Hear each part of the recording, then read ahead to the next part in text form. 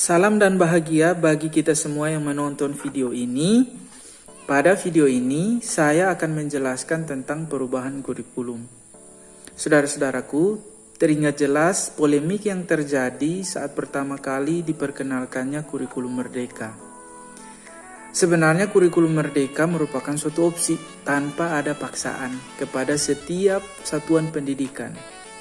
Tetapi tetap saja terjadi polemik di tengah masyarakat seperti yang sudah biasa terjadi karena setiap perubahan kurikulum itu pasti berdampak langsung kepada siswa, kepada orang tua, guru, dan juga setiap penyelenggara pendidikan.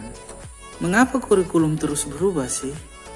Ini yang menjadi pertanyaan kita semua. Karena isu yang berkembang di masyarakat awam adalah tiap ganti presiden, ganti kurikulum. Tiap ganti menteri, ganti kurikulum.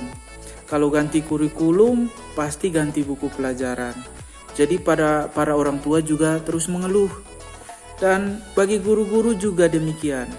Guru-guru harus mempelajari lagi tentang bagaimana kurikulum baru diterapkan. Merepotkan pastinya. Itulah yang ada di benak kita sekalian. Dan pastinya semua orang tidak nyaman dengan yang namanya perubahan kurikulum. Saudara-saudara sekalian, polemik perubahan kurikulum menjadi salah satu isu yang menimbulkan pro dan kontra di kalangan pendidik, orang tua dan juga siswa. Ini sudah terjadi berulang setiap terjadi perubahan kurikulum. Padahal, perubahan kurikulum itu pada dasarnya bertujuan untuk meningkatkan kualitas pendidikan mengikuti perkembangan zaman. Namun, perubahan kurikulum juga selalu menimbulkan tantangan dan masalah, seperti kesiapan guru, sarana dan prasarana, biaya, dan evaluasi. Oleh karena itu, perubahan kurikulum harus dilakukan dengan hati-hati dan melibatkan semua pihak yang terkait. Maka video ini bertujuan untuk menjelaskan pentingnya kurikulum itu terus berubah.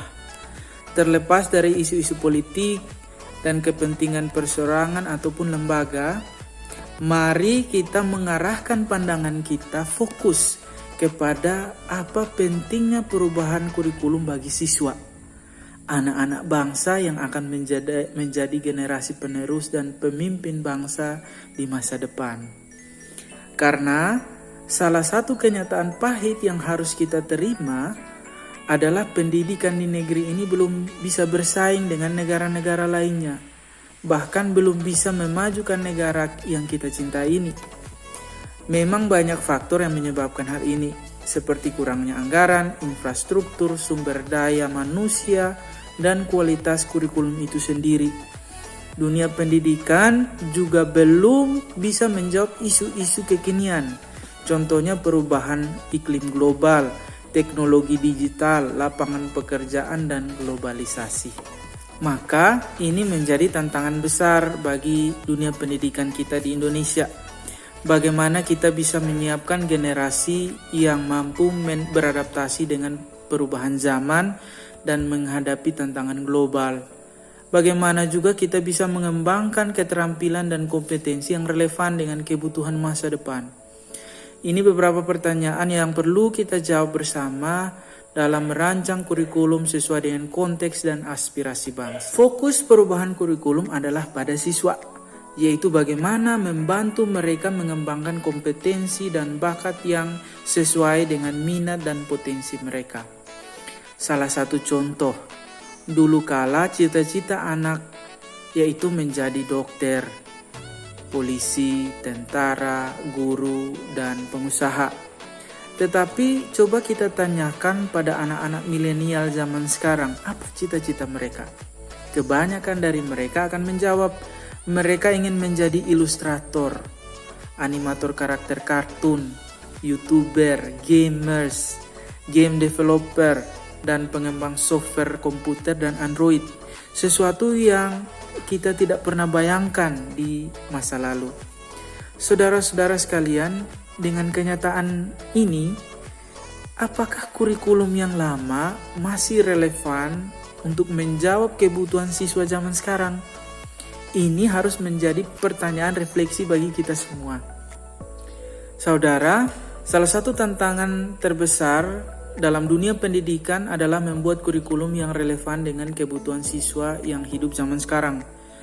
Siswa zaman sekarang hidup di era globalisasi dan perkembangan iptek yang sangat pesat, sehingga membutuhkan keterampilan dan kompetensi yang berbeda dengan siswa zaman dulu.